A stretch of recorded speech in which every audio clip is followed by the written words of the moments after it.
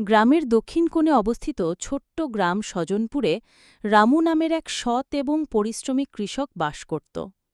রামুর জীবন ছিল সাধারণ, কিন্তু তার মন ছিল বড় এবং উদ্দেশ্য ছিল দৃঢ়।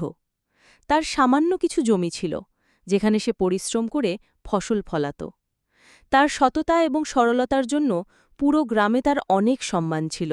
রামুর পরিবারই ছিল তার পৃথিবী। তার স্ত্রী রাধা আর 2 ছোট বাচ্চা মোহন ও গুড়িয়া ছিল তার জীবনের অংশ।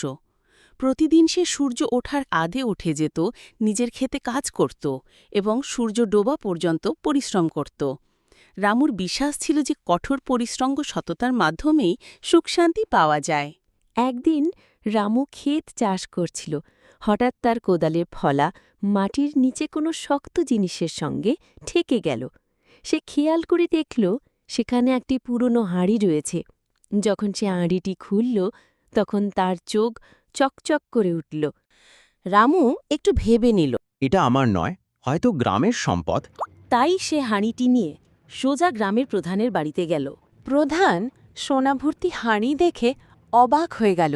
সে বলল, রামু, তুমি চাইলে এগুলো নিজের জন্য রেখে দিতে পারতে, কিন্তু তুমি সততার সঙ্গে আমাদের কাছে নিয়ে এলে।